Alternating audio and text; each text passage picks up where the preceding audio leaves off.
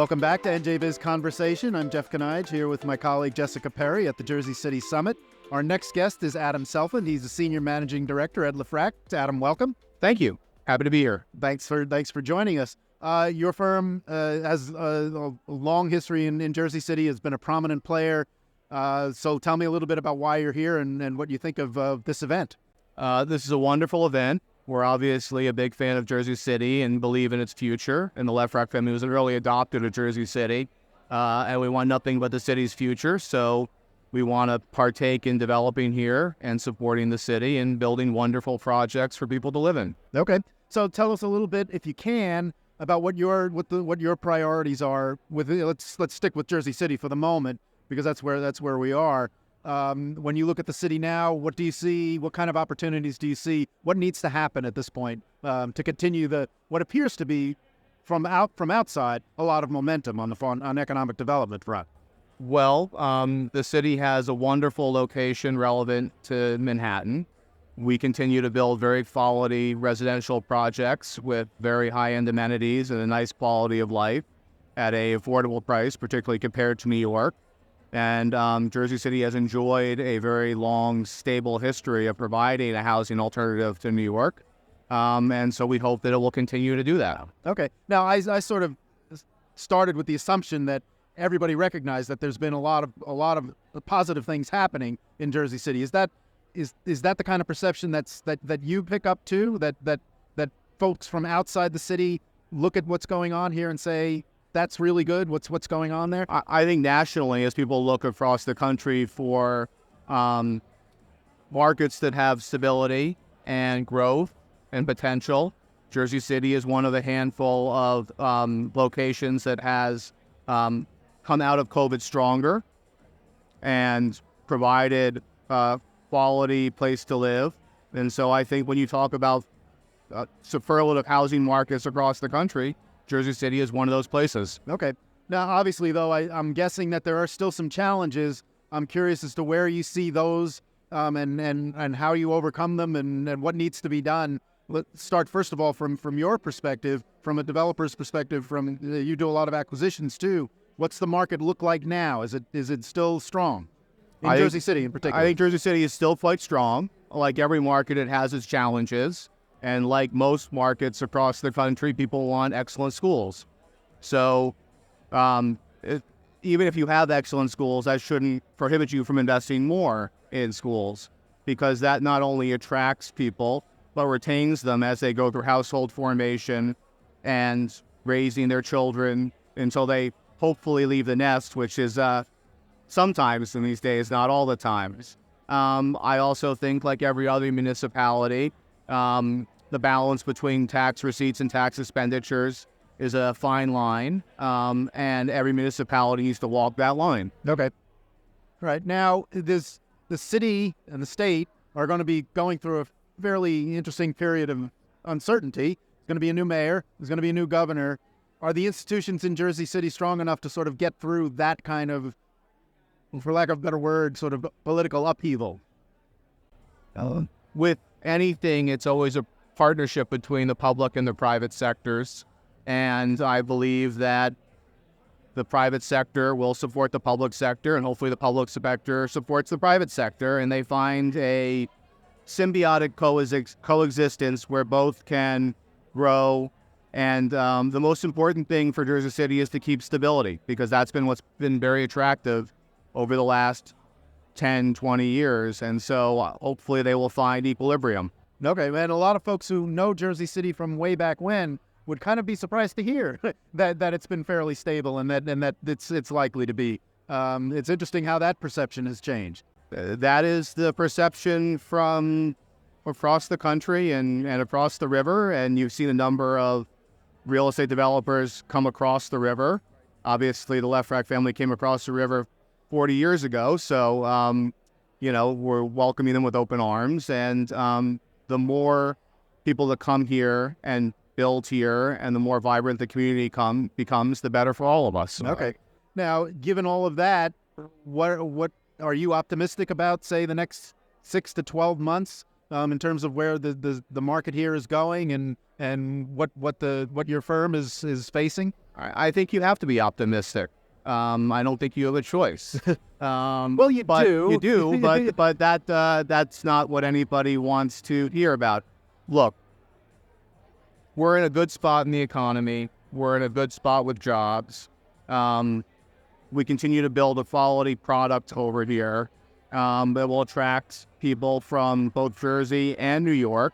And I see no reason to think otherwise for the next 12 months. Right. That's really what I was getting at. Was when you look at the economy, both in the region and the state as a whole, do you see that continuing? It's been relatively strong for a while now. Do you see that continuing? Again, until our brethren across the river start building quality projects for people to live in, and even if that started today, that would be 2 or 3 years down the line. So if you ask me about 12 months, I still believe that Jersey City and other parts of the waterfront have a competitive advantage in that we deliver new inventory across a broad price spectrum and offer a compelling place to live, more so than the other side of the river at the moment. Okay. Well, that sounds good. I hope you're right about that. Adam Silfen, Senior Managing Director at LeFrak, thank you very much for joining us. I appreciate you taking the time.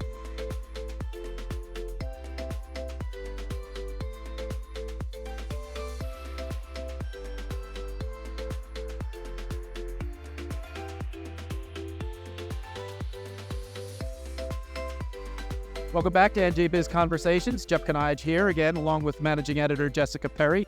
Our next guest is Charles Height. He's the Director of Planning at Dresner Robin, which is an architecture firm. Charles, welcome.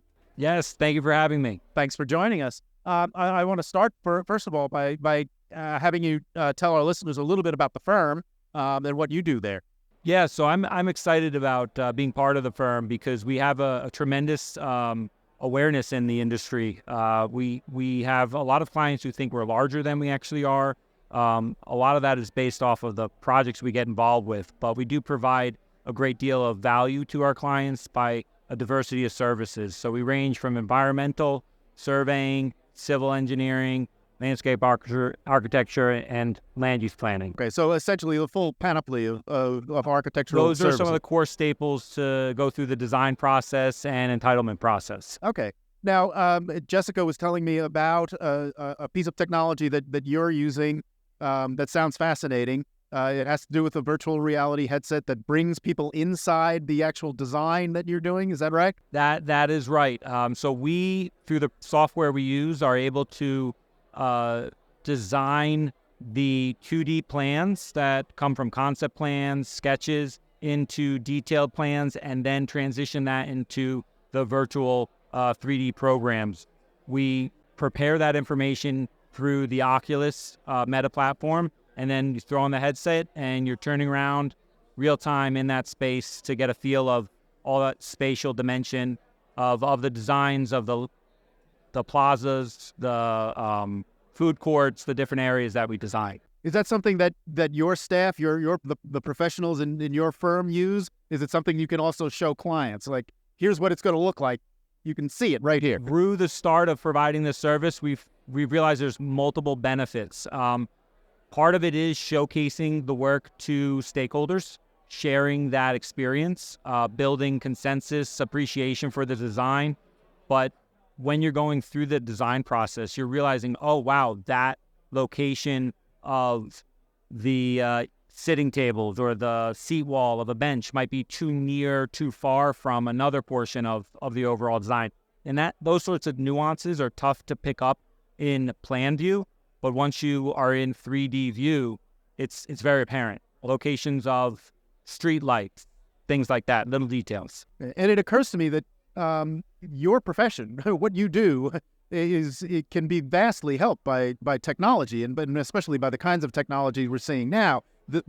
Precisely for this reason, we feel we're at the forefront of it when technology meets the design, the civil design side of things, because we have always integrated software into the design products that we work on, but now through new technology, we've been considering how we integrate AI into some of our design projects, as well as with our survey group. Drones are a tremendous resource. They can scan in cloud formation, a larger round of area that we could ever do from a point base on the ground. So that's another area with our survey group that we're advancing. Obviously safer than having somebody climb a ladder, I guess, to go up on a roof. Climb a ladder, elevations, you pick up topography, but it's really about the acceptance that technology can sometimes be more precise and more efficient with time than we can using traditional means. That's it. So where's the business now? What are you looking for? What are you anticipating like through the next 6 months, 6 to 8 months about where the firm is going and what you're looking for? Yeah, there's still a lot of work to be done in the state and the region. There's a lot of demands, not only from the residential side of things, but just off of just general commerce. I personally believe that there's a wealth of opportunity from a real estate and development and redevelopment standpoint. Obviously, economic indicators, interest rates, sometimes are large factors in projects moving forward or not. Many of our long-term clients are gearing up for entitlements now. This is while the markets might be difficult to go to construction, but are preparing for when it's more favorable. From a business standpoint on our end, we try and diversify our work portfolio with a balance between private and public sector work, and that's part of the discussion we're going through now. Schools need to be enlarged. They need to have additions, new schools throughout the state, many different municipalities. Infrastructure is another big component of our public work, where highways, roads, bridges are being renovated or replaced. Right. Well, that's why I was asking, because obviously there's a lot of money now that's beginning to flow into the state for infrastructure projects, for other kinds of things, not just from the federal government, also from the state government. We heard from the governor. We're at the Jersey City Summit, and he spoke here earlier today about the kind of money that was available, that his administration was trying to make available.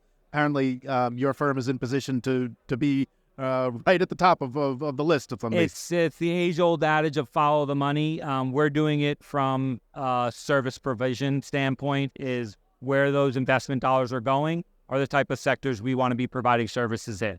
So that's very simple strategy, right? So generally speaking, what I'm hearing from you is you're relatively optimistic about the business for the next 6 to 8 months? We're seeing results.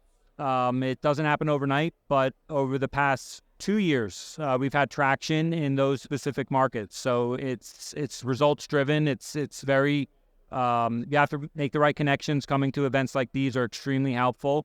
Our type of firm is set up where any one of our service might be a lead for another service. So we enjoyed providing multiple services to one particular client, but it could start at any point, and we're happy to be a team member wherever it starts. Okay. Good place to leave it. Charles Height, Director of Planning at Dresner Robin. Thank you very much for taking the time. I appreciate it. My pleasure. This is my first podcast. I hope it went well. You did great. Thanks.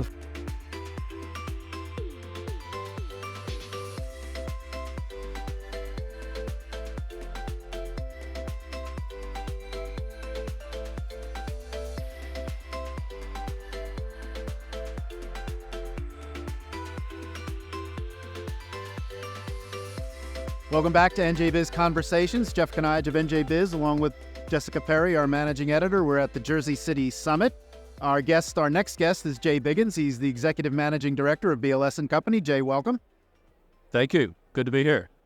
First of all, what do our listeners need to know about BLS & Company? What do you do, and where are you, and how does the business going? We are a site selection and incentives consulting firm. We help companies identify the right locations and achieve the right economics in the preferred locations on a global basis. Okay. Mostly North Jersey? No, mostly New Jersey, U.S., and Europe and Asia. Oh, really? Okay, all right. So where of all those places that you do business, what's the most interesting right now for you? Well, so the life sciences business is by far the most active, the most acyclical, resistant to market pressures for project financing. These projects are all being undertaken by very large liquid companies with their own resources, and they are in a hurry to get to market with new therapies. Okay. And that's obviously life science is an important industry here in New Jersey. I'm assuming that Medicine cabinet of the world. That's right? it. That's Yes. right. So New Jersey has just an immensely valuable legacy base of assets, major headquarters presence, the original R&D and even the original manufacturing.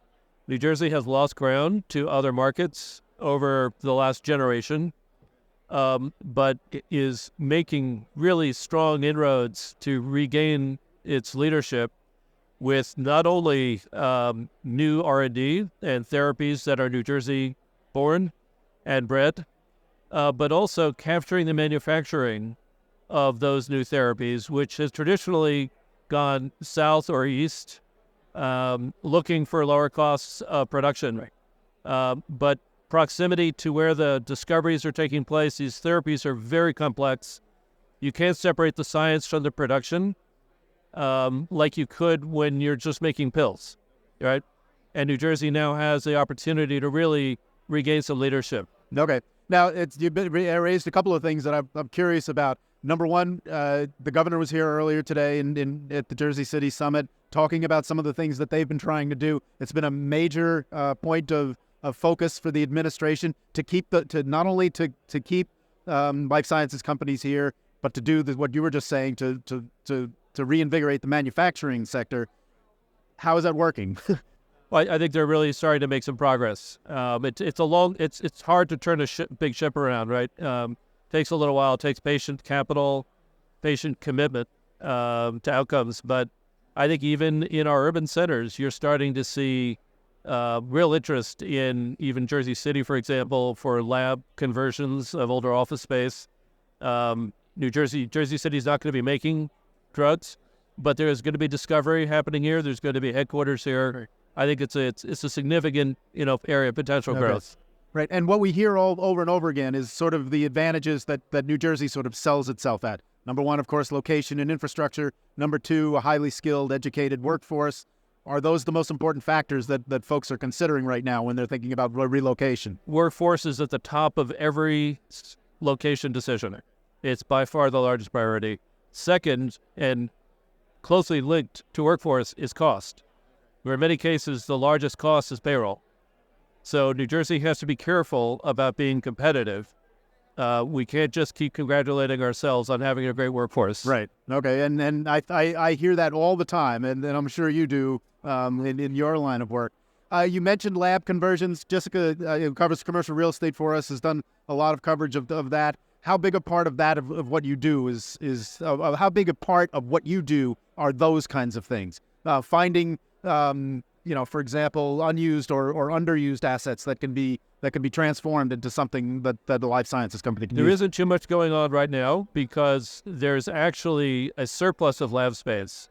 And it wasn't but 3 years ago that we were worried about a shortage of lab space. Right, I remember that. Yeah. But not long ago, and it really feels like what happened, right?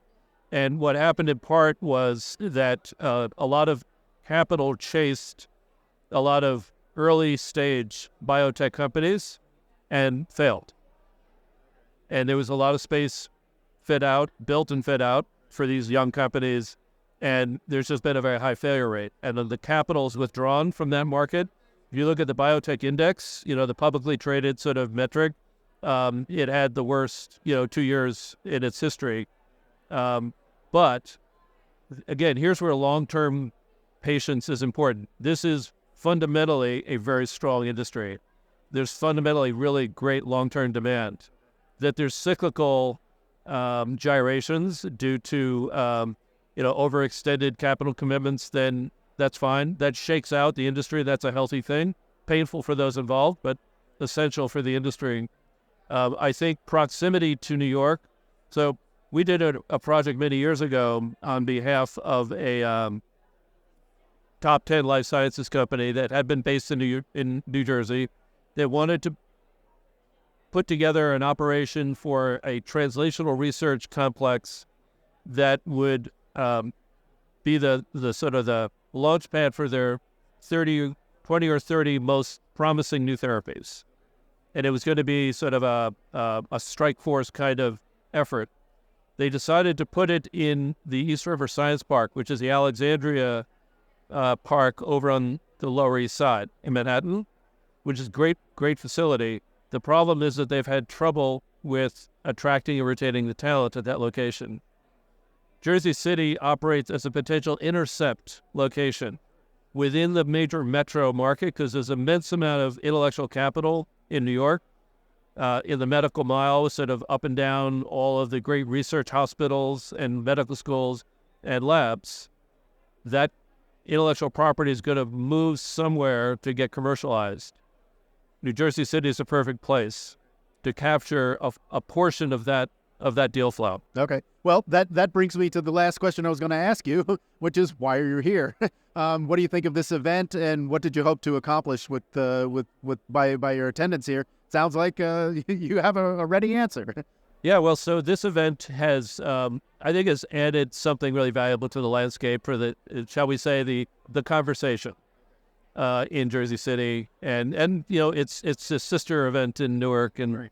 so I think post-COVID, people are really quite eager to get back together again and do it face to face. I've found just that, you know, there's an expectation to meet in person now that we didn't feel a year ago. And I think that's really healthy. And I think this event, the fact that it's so well attended, is an indication that we really do like being with each other, talking face to face. Okay. We will leave it there. Jay Biggins of BLS & Company, thank you very much. I appreciate you stopping by. Thanks a lot.